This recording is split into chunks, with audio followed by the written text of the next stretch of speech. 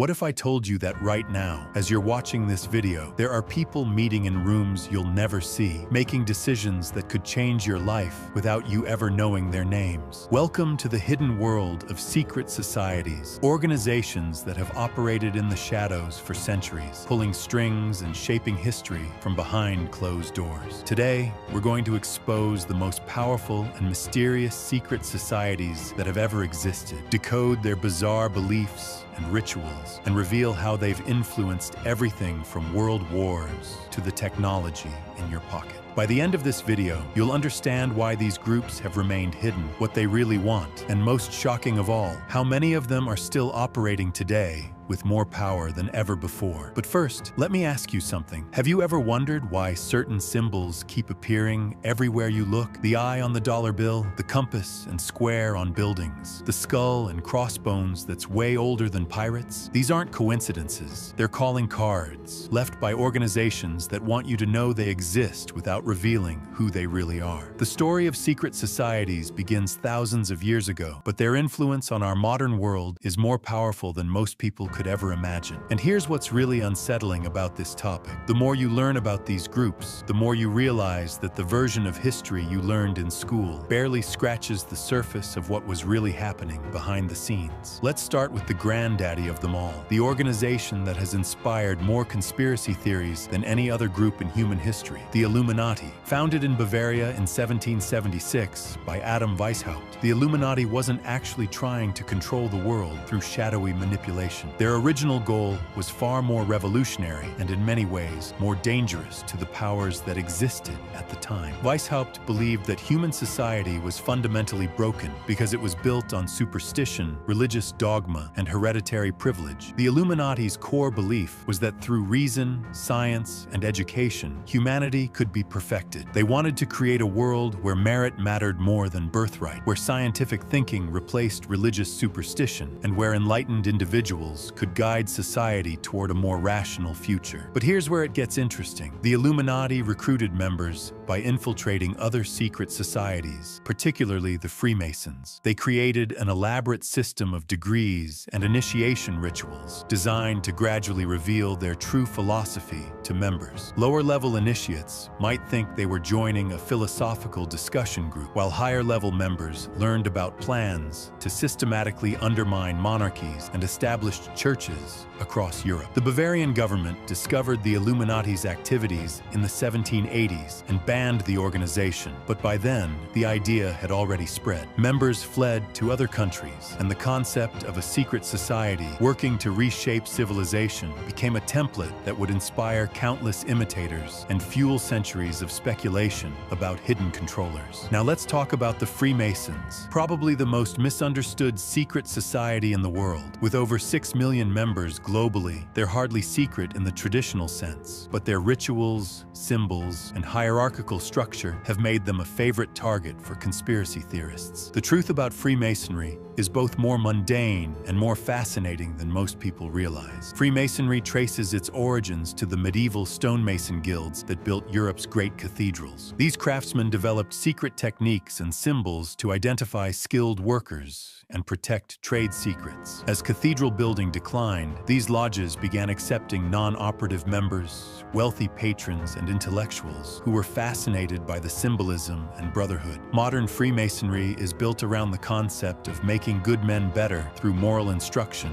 delivered via elaborate allegorical rituals. Members progress through 3 basic degrees: entered apprentice, fellow craft, and master mason. Each degree involves memorizing specific catechisms and participating in dramatic ceremonies that use the tools and legends of ancient stonemasons to teach lessons about integrity, charity, and personal improvement. What makes Freemasonry particularly interesting is how it adapted Enlightenment ideals about reason, tolerance, and human perfectibility. Masonic lodges became spaces where men from different social classes and religious backgrounds could meet as equals, united by shared moral principles rather than divided by birth or creed. This was revolutionary in societies still dominated by rigid class hierarchies. The influence of Freemasonry on the founding of America cannot be overstated. George Washington, Benjamin Franklin, and at least 13 other signers of the Constitution were Masons. The Masonic emphasis on natural rights, representative government, and separation of powers directly influenced the philosophical foundations of American democracy. Many of the symbols we associate with America, from the all-seeing eye to the concept of the United States as a beacon of liberty, have Masonic origins. But Freemasonry's influence extends far beyond politics. The organization's emphasis on education and self-improvement led to the establishment of countless schools, libraries, and charitable institutions. The Scottish Rite's focus on advancing human knowledge contributed to the development of modern scientific institutions and learned societies. Moving from the relatively benevolent Freemasons, we enter much darker territory with Skull and Bones, the secret society that has produced more American presidents and Supreme Court justices than any organization outside the major political parties. Founded at Yale University in 1832, Skull and Bones represents something unique in the landscape of secret societies, an organization designed specifically to create and maintain an American aristocracy. Skull and Bones, officially known as the Order of Death, taps exactly 15 new members each year from Yale's senior class. These aren't random selections. The society specifically targets individuals who show leadership potential and come from families with existing wealth and influence. Members, known as Bonesmen, include Presidents William Howard Taft, George H.W. Bush, and George W. Bush, along with senators, Supreme Court justices, and CEOs of major corporations. The society's beliefs center around the concept of constructive leadership through elite networks. Bonesmen are taught that they have a responsibility to guide American society, but this guidance should happen through established institutions rather than revolutionary change. The organization serves as both a networking tool and an indoctrination system, ensuring that American elites maintain shared values and mutual loyalty. What makes Skull and Bones particularly disturbing to many observers is how it represents the institutionalization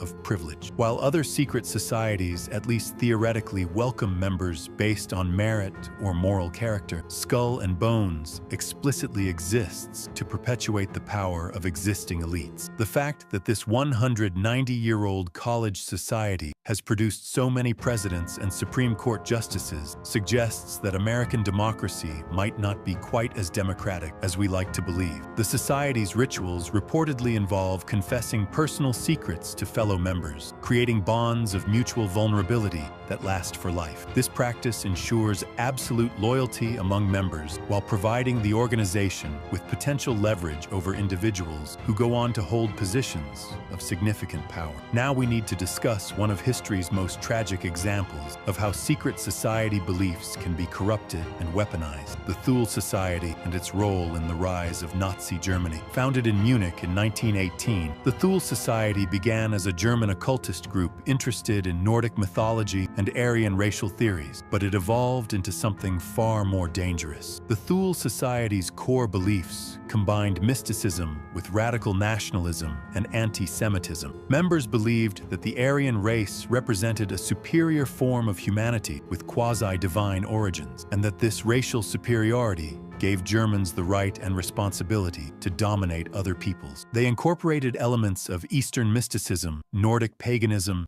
and pseudoscientific racial theories into a belief system that portrayed World War I's outcome as a cosmic struggle between good and evil. What made the Thule Society historically significant wasn't their bizarre occult beliefs, but their political connections. Key members included Rudolf Hess, who became Hitler's deputy, and Dietrich Eckart, who mentored Hitler in his early political career. The society provided funding and organizational support for the early Nazi Party, and their meeting hall served as a venue for Hitler's first major political speeches. The Thule Society's influence on Nazi ideology cannot be understated. Their belief in Aryan superiority provided intellectual justification for the Holocaust, while their mystical nationalism helped transform German politics from mundane policy disputes into apocalyptic struggles between cosmic forces. The Nazi obsession with ancient symbols, occult rituals, and pseudoscientific racial theories all trace back to the Thule Society's influence on the movement's early development. This tragic specific example demonstrates how secret societies can serve as incubators for dangerous ideologies, providing both intellectual frameworks and organizational networks that allow extremist beliefs to gain political power. On the opposite end of the ideological spectrum, we find the Carbonari, secret revolutionary societies that fought for democratic ideals across 19th century Europe. The Carbonari,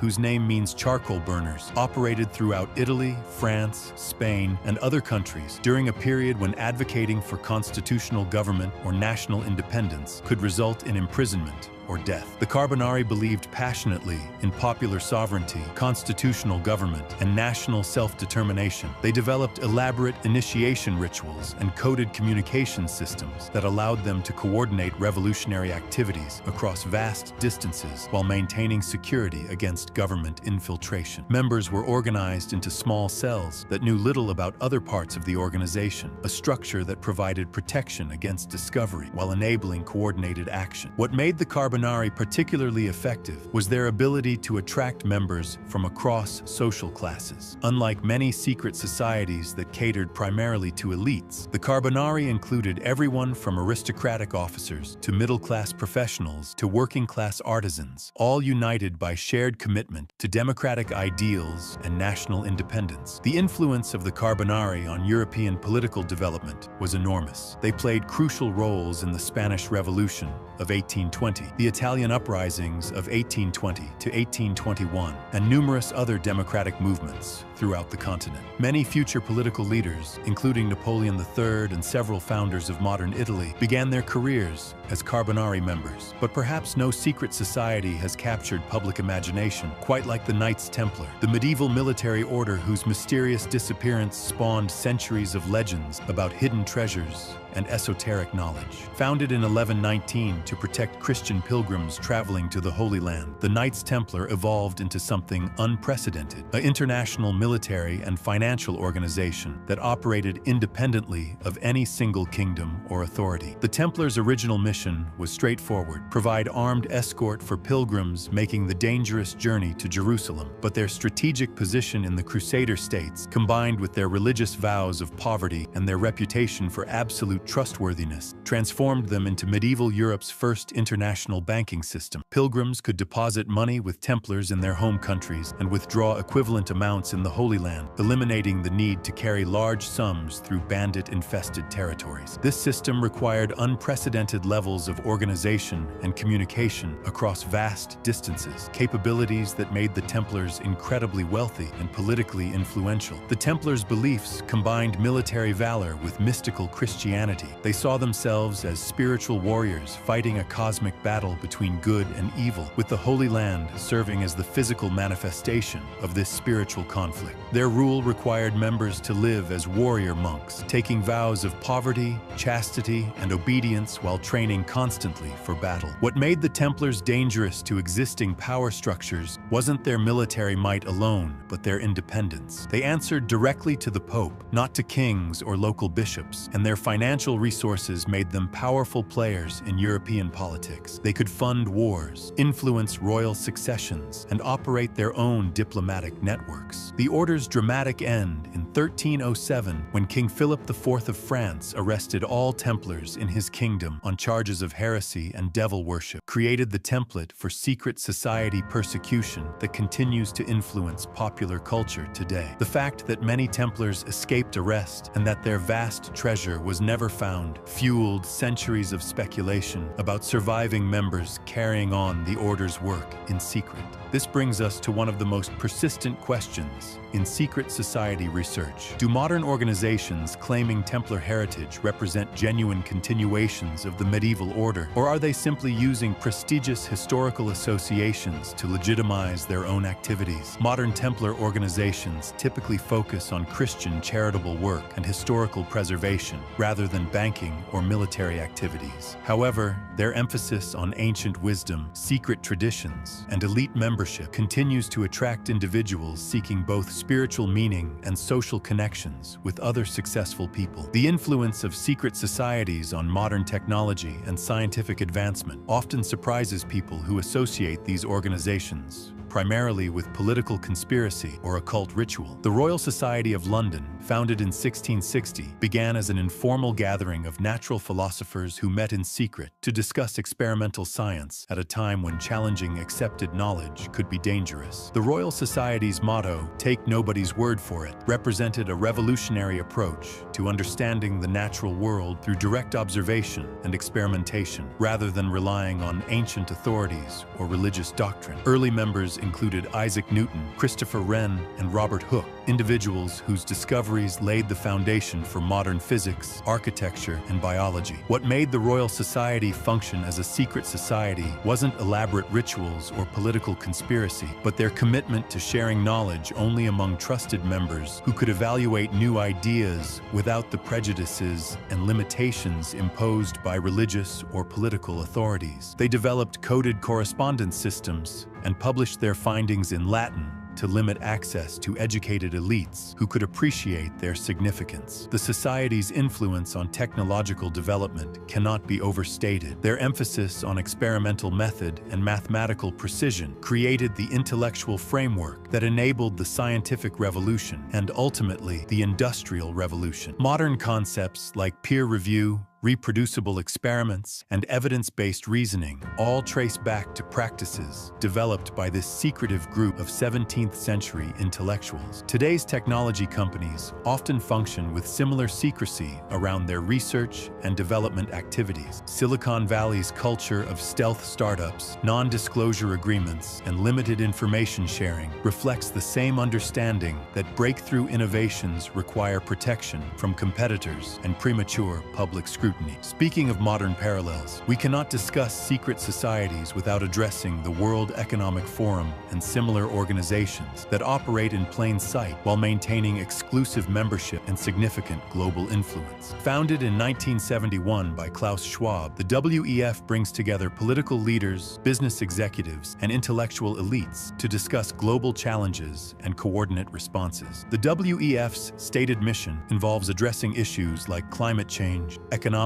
inequality, and technological disruption through collaborative leadership from public and private sectors. However, critics argue that the organization functions as a modern secret society, allowing global elites to coordinate policies and business strategies away from democratic oversight. What makes the WEF particularly controversial is their explicit advocacy for reshaping global economic and political systems through what they call stakeholder capitalism and public-private partnerships. These concepts suggest that major decisions about technology deployment, economic policy, and social organization should be made collaboratively by government officials and business leaders, rather than through traditional democratic processes. The organization's influence extends far beyond their annual meeting in Davos. WEF programs like the Young Global Leaders have trained thousands of future political and business leaders in their approach to global governance, creating networks of influence that span continents and industries. Whether the WEF represents a positive force for addressing global challenges or a dangerous concentration of undemocratic power depends largely on your perspective about how societies should make important decisions about their future. Throughout history, secret societies have served as engines of both positive and negative social change. They've advanced scientific knowledge, promoted democratic ideals, preserved important cultural traditions, and created networks for mutual support among like-minded individuals. But they've also provided organizational structures for dangerous ideologies, perpetuated existing inequalities, and allowed small groups of individuals to exercise disproportionate influence over larger societies. The fundamental tension surrounding secret societies reflects deeper questions about power, knowledge, and social organization. In democratic societies, we generally believe that important decisions should be made transparently through processes that allow all citizens to participate. Secret societies challenge this principle by creating alternative power structures based on exclusive membership and hidden knowledge. Yet these organizations also serve legitimate functions that open democratic institutions often cannot provide. They offer spaces for exploring controversial ideas, developing personal relationships across traditional social boundaries, and coordinating complex activities that require high levels of trust and commitment. The key to understanding secret societies isn't to dismiss them all as sinister conspiracies or to accept them all as benevolent fraternal organizations. Instead, we need to evaluate each group based on their actual beliefs, activities, and impacts on broader society. Modern secret societies continue evolving in response to technological and social changes. Digital communication makes it easier to maintain secure networks, while global interconnection creates new opportunities for international coordination. At the same time, demands for transparency and democratic accountability make it harder for these organizations to operate completely